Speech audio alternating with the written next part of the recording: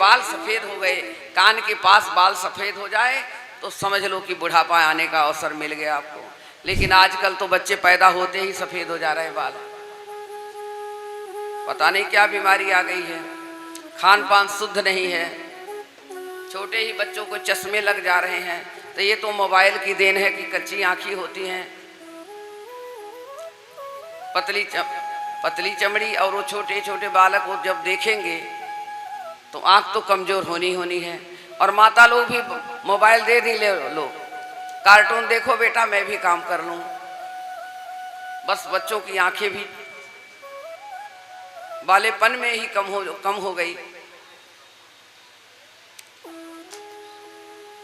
तपस्या में बहुत बड़ी ताकत है। 3-4 साल पहले मेरी आंख बहुत कमज़ोर हो गई थी। मैं अपनी बात बता रही हूँ, जो चीज़ मुझे मिलता है वही बताती हूँ, मैं दूसरे की नहीं जानती कि क्या है क्या नहीं है। 5 साल पहले हमारे पंडित जी थे ना, तब से बता रही हूँ।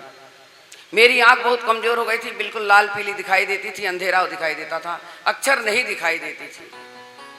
लेकिन यज्ञ अनुष्ठान करते करते सूर्य का जल देते, अर्घ का जल देते, जो ये पूजा पाठ का अर्घ देते हैं ना, अर्घ जल हम सूर्य का पंडित लोग मंत्र के द्वारा दिलवाते हैं। मैं क्यों कहती हूँ कि कोई भी कार्य करें मंत्रों के द्वारा करें, जब खुद ही आप करोगे तो उसका फल नहीं मिलता है।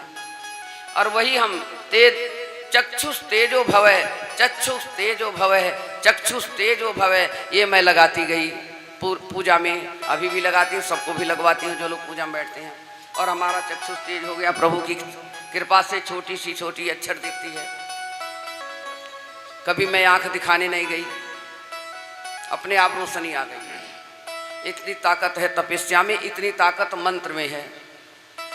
जब कभी आप लोग पूजा करें, पाठ करें, और ब्राह्मण के द्वारा जो सूर्य को अर्घ दिलाया जाता है सूरज को, तो उस जल को हमें अपने ऐसे लगाना चाहिए पलकों के ऊपर, उससे तेज होती है रोशनी।